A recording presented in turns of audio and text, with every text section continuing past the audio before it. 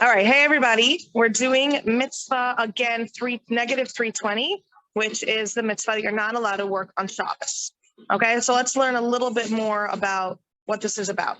So the Sefer Hamitzvot says that the root of the Mitzvah is, so we're basically trying to create space for what our mindset and when our focus is supposed to be on Shabbos, right? So if we're busy working, we won't have the ability to do that. But if we're ceasing work, we're not doing anything else, then we'll be able to be, it's not about being bored and now, oh, I'm doing nothing. It's about being able now to fill that space with what it's supposed to be filled with. And essentially it's a spiritual day. It's the day that we realign ourselves. So it's the day that we honor Shabbos. Now, what's the objective? It's basically to establish in our neshamas, in our soul, the belief that Hashem created the world. And it's kind of that anchor, right? Shabbos is the anchor to Yiddishkeit. And that's why when you say that someone's from, you want to say that they're observant, you basically say they're Shomer Shabbat, right? It's like, I'm on a call. Give me 1 second.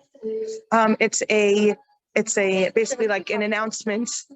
It's a way of kind of establishing that a person has that anchor of a Jewish lifestyle.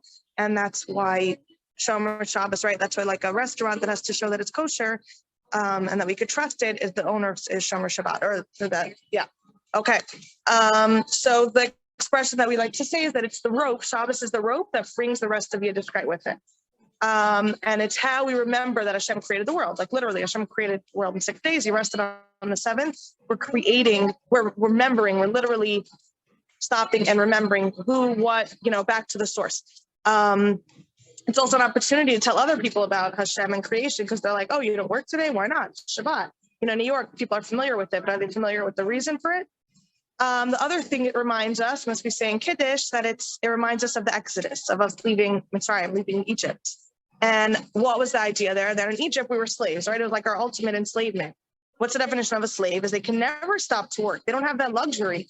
So when a Jew today, Chas v'Shalom, works on Shabbos, it's basically enslaving himself. Like what? The whole thing is like, we're not there anymore. We're free to take a day and literally stop Hashem's day, and we don't have to work. And it's something that we celebrate, of course, and honor. And I think it's a wonderful perspective. And again, a little bit what we said yesterday, what is work? Torah doesn't say clearly, right? It says don't do work on Shabbos. But how does Torah figure out, how do the Rabbanim figure out, how does Torah Shabbat Peth figure out what work means? Because right after Yom Kippur, right after Hashem said, I forgive you, and kind of we're starting over, the original Yom Kippur, the first thing that Moshe was giving over to the Jews, of course, on Hashem's instruction, is keep Shabbos. But that was already told to them. They already got that mitzvah. Why did he have to say that? Because right after that, he was giving them the instructions and the commandments to build the Mishkan, the mini temple that was in the desert. And he had to say, keep Shabbos, because you might get so on fire. Like, oh my God, so building the Mishkan is the most important thing ever. I'm going to put, Shabbos becomes irrelevant. And Moshe says, no, Shabbos you have to keep. That means on that day, we're going to be ceasing and not doing any of the work of the Mishkan.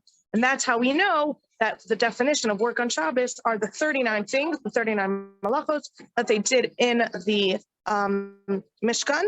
And we know that it's all of them because Moshe didn't say, keep Shabbos with this details and don't keep Shabbos with those details. He said, okay, you have to keep Shabbos in regard to all of it. All right, I'm going to let you go. Have a beautiful Shabbos and a beautiful day, and I'll see you tomorrow.